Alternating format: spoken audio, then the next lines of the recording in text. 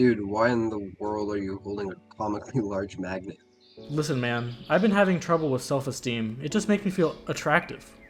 I don't think magnets will attract anything but other magnetic materials. Unless the person you're looking for has a magnetic field, but dude, this is a lost cause, man. Dude, I don't appreciate your lack of faith. I'll get someone, you just watch.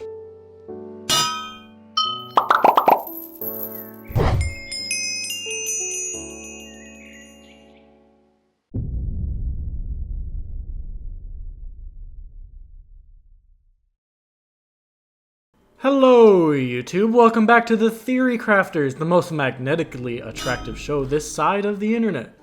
Last video, we dove deep into the lore of the primordial caves. This video, we intend to move forward that story we began writing in that theory. So, as established, the primordial people left their caves as a result of the second extinction event. Also, in the last video, we made the claim that the primordial people went on to become the magnetic civilization. I will admit, this was stretching the truth a little bit, as there are actually many years between the end of the second extinction event and the rise of the magnetic civilization. For the sake of this video's length, and saving me time animating this video, we will assume that humans have evolved significantly since their time with the dinosaurs, and have begun establishing civilizations on the surface of the Minecraft overworld. So, without further ado, shall we take this magnet and pull ourselves closer towards figuring out the story?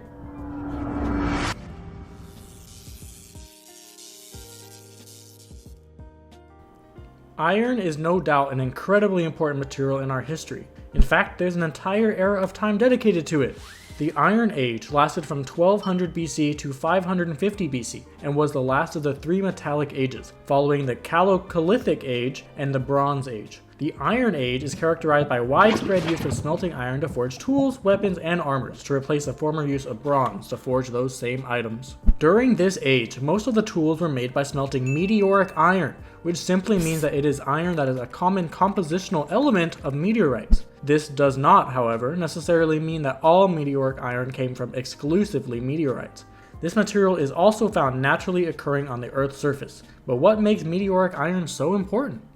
Well, meteoric iron is highly composed of both iron and nickel.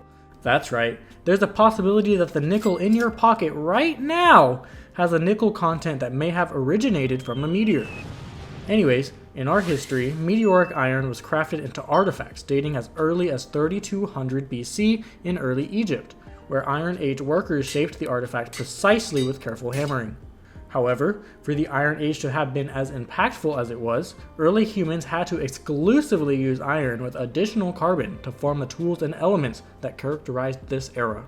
Only by use of iron metals with an added carbon content could ferrous metallurgy result in the tools with extra durability and effectiveness. Hold on, what in the world is ferrous metallurgy? Well, to put it simply, ferrous metallurgy is at its core the study of the chemical composition of iron and any of its alloys. It is quite a complicated subject that frankly I don't even understand, so we're just going to skip that part for the sake of the purity of this video. Although this age seems to be right conceptually for the creation of the magnetic caves, there is one glaring issue. The most important tool used in the magnetic caves are of course the azure and scarlet magnets, both taking up the traditional horseshoe shape. While use of magnets have been around for centuries, as early as 206 BC in the form of magnetic compasses, the first horseshoe magnets weren't invented until 1743 by a man named Daniel Bernoulli. The point of the horseshoe magnet was to serve as a permanent magnet as opposed to a temporary one. What's the difference, you ask, oh dear viewer? Well, temporary magnets were straight magnets made with iron that will eventually demagnetize itself via its own magnetic field. This graphic, and I am not one to speak on the authenticity of this graphic, shows what appears as a loop of magnetization. The part of the magnetic field leaving the north end of the magnet seems to be going off into space, essentially dissipating. With enough of the magnetization leaving the north end of the magnet, eventually the magnet will demagnetize itself. With the use of a curved piece of magnetic material, the magnetic field will constantly feed itself into itself, creating at least what I perceive as a constant magnetization. This creates what is called permanent magnetization. Given the structures of the magnetic caves, it appears to be much more like an iron mining operation rather than an iron smelting operation. The use of horseshoe magnets likely places the magnetic caves much further into history than the Iron Age, But what other age was iron so important?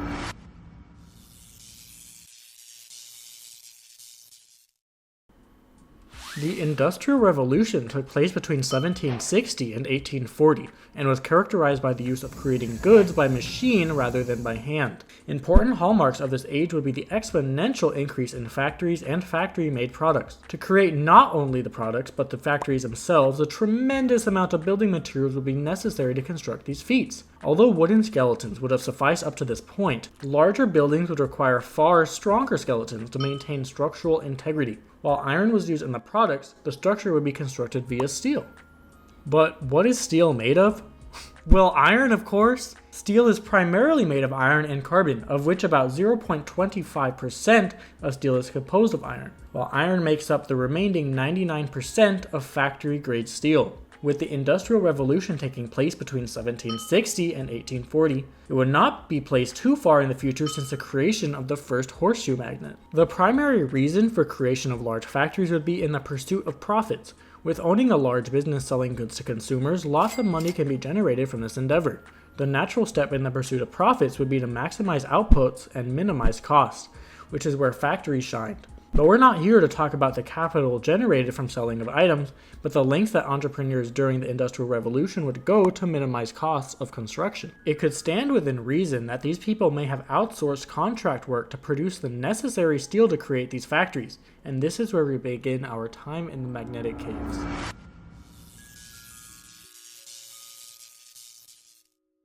While outsourcing work, entrepreneurs may have sent miners down into the underground world to mine significant iron for their factory endeavors. While progress was slow at first, eventually a worker may have noticed that their iron pickaxe would be trying to pull itself away from the hands of that worker. While trying to report this incident to their manager, the manager would have no choice but to push forward or face repercussions from the business owner. While they continued to mine ahead, it became much harder for pickaxes to be an effective mining tool due to the strength of the pulling force being exerted onto the pickaxe. Seeing this, workers opted for more forceful methods. Using TNT, workers blew a hole open in the wall.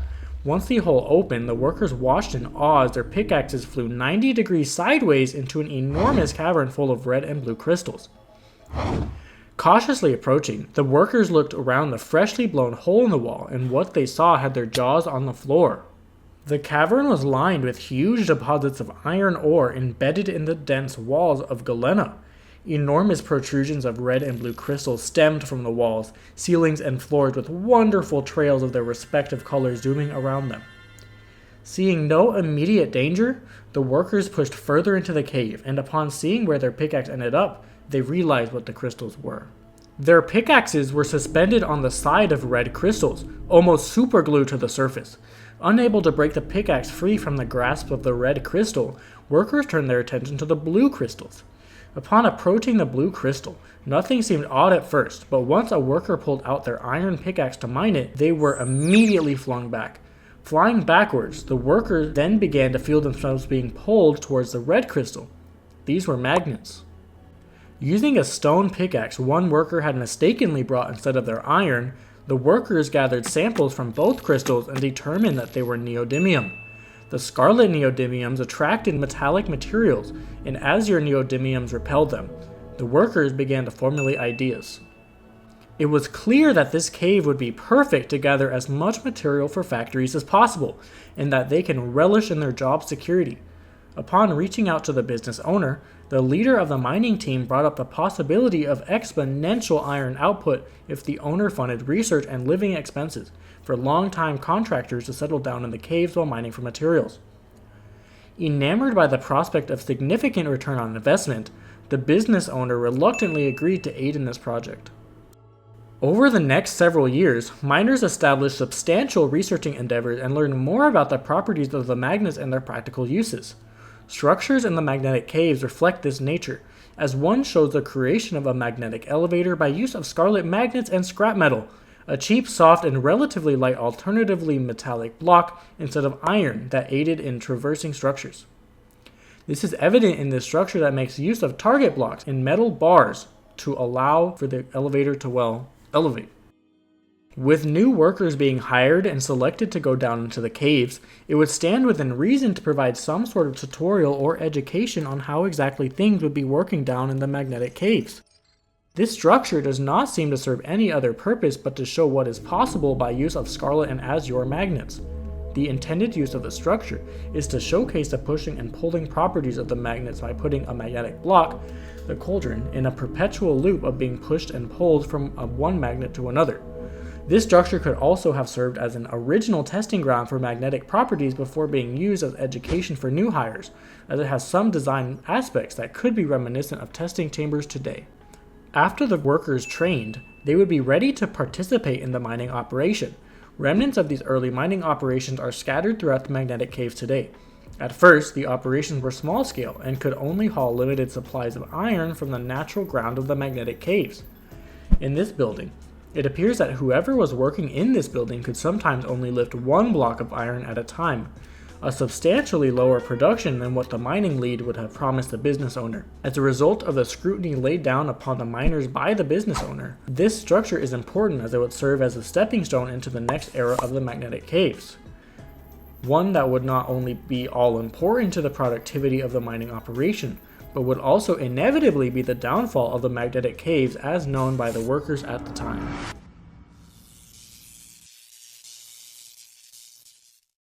With the research of magnets concluding and the productivity of mining inhibited, the miners knew they had to do something to bring back their production to maintain their funding and most importantly their jobs. Life during the Industrial Revolution was difficult after all.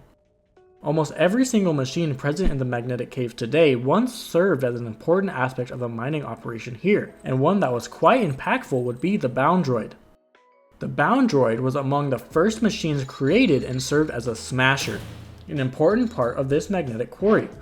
Characterized by a body walking along the ceiling and a large flat heavyweight head connected via chain, the bound droid was used its head comprised of scarlet neodymium that would be pushed against and launched from its body of azure neodymium to strike the ground with enough force to destroy a block, which would then be filtered through a magnetic quarry, and all broken blocks would be sorted by the human workers to sort the valuables from the standard stone block. Blocked by the magnetic lights, the bound droid was limited to a certain area and would immediately turn itself off if not contained within these lights. In addition to the quarries being created by the bound droids, more precise mining would be done through use of teletors. These creatures have created a magnetic field between its two prongs that suspend a metallic tool between them. By controlling its own magnetic field, the teletor would be able to fly tools to areas of the cave unreachable by the miners, such as the ceiling or high walls. Upon successfully mining a block, the teletor would have brought the goods back to the miners. To ensure that teletors have substantial power whilst roaming the caves, the miners built Tesla bulbs. These Tesla bulbs are floating sources of power suspended on top of galena spires and are an incredibly dense form of energy that can power machinery without direct connection. While the teletors took care of precise mining and the bound droids conducted the heavy mining, the magnetron family were the middlemen of the magnetic operations. During the original days of the mining operation, there were 3 units in the magnetron family: the magnetron basher, magnetron hauler, and magnetron refiner. According to the lore post in the Discord, the basher was made to break open the galena and mine out smaller areas. The hauler is the magnetron we see today, and given the name appears to serve the purpose of moving heavy amounts of objects from one place to another. Finally, the magnetron refiner seemed to have been created to grind up stones and ores into their counterparts, and by use of these machines would be able to extract every little bit of ore from any stone fed to it. This would take a great deal of energy and exhaust the machine doing it. However, to satisfy the requirements demanded from the business owner, the miners had to overwork the magnetron families until they could no longer be useful. In other words, until they broke down. While magnetron bashers were easily torn apart for reuse in other machines, the magnetron refiners were so specialized that they weren't able to be reused and were instead left to decay. The miners used noders to explore dark crevices and come back bearing holographic projections of any materials or danger to let the miners know if it was worth exploring or not. If so, they would send teletors to further mine those areas, and if not, they would move on to the next. While the magnetic caves had their own utility through magnets, some of the magnetic materials brought in via the quarry or through general mining operations would not be entirely useful for the miners. With no reason or proper storage for excess ferrous materials, the miners would just pile up excess ferrous waste and forget about them. This would become a greater problem as we dive deeper into the history of the magnetic caves.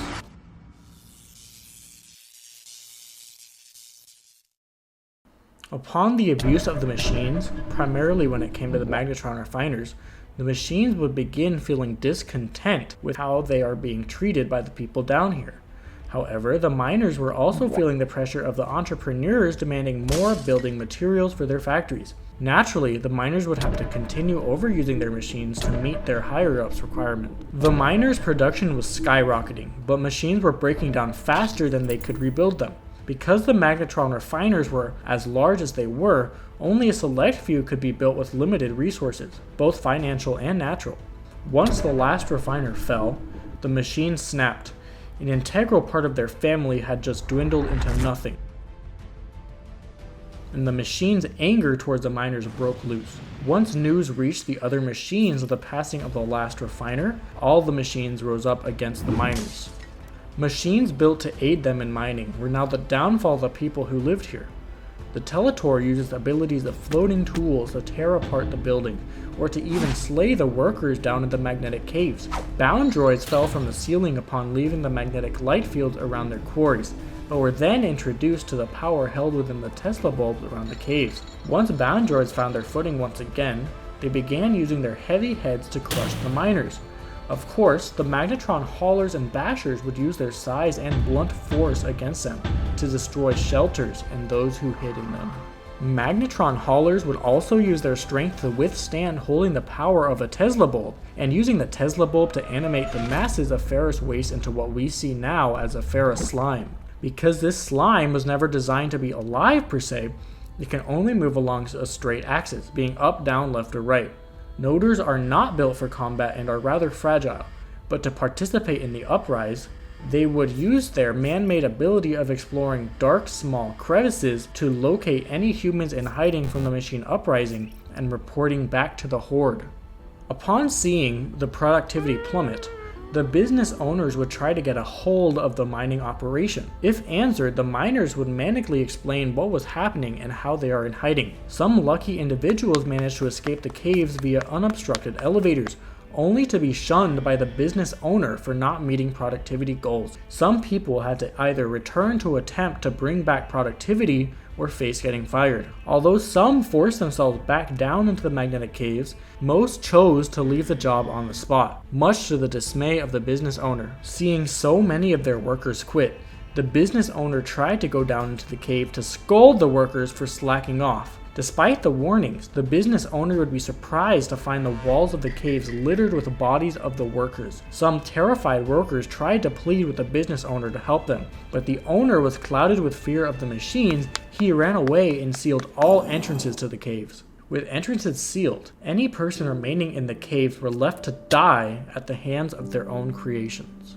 As time marched on, all remaining humans would have been likely killed off in the caves. The business owner would create a cave tablet for the magnetic caves in hopes of one day being able to return to business as usual to exploit the resources and denizens once again.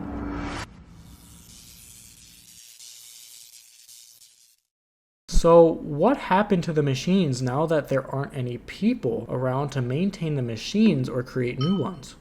The answer lies in the heart. No, not the fleshy red organ responsible for our blood, but the magnetron's heart of iron.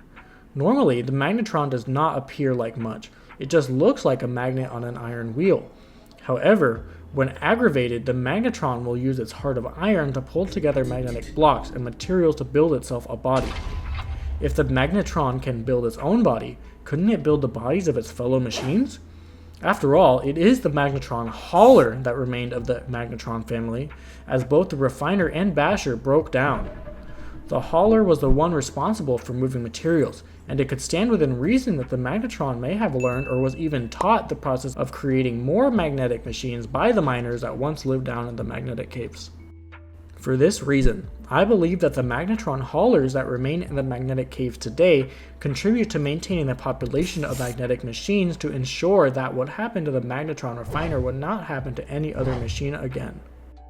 The technological singularity is the theory that at some arbitrary point in the future, our technology would have evolved so far that it would become irreversible.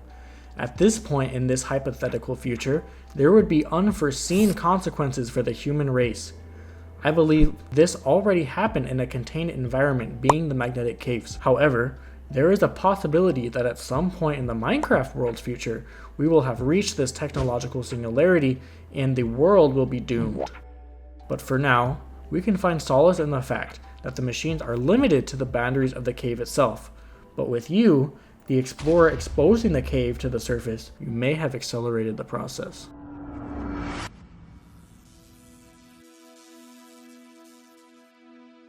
The story of the magnetic caves is as tragic as it is interesting. It is a story of the selfishness we employ as a means for profit. We as humans have rejected the need to treat machines that help us just as we would a person who helps us. Although it's ridiculous to assume that one day in the near future machines will rise up against us, I believe it's indicative of a person's character, of how they treat things they know don't have feelings. I understand that being kind all the time is exhausting. I worked retail and fast food, so I know. But it is important to treat anything how you would like to be treated. So next time you ask your Alexa or Google Home to do something and they do it, tell them thanks. It's the least you can do. Next video, you can expect us to dive deep into the lore of the ocean trench, pun intended, that is the abyssal chasm.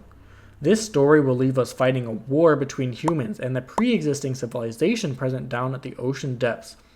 Will we win?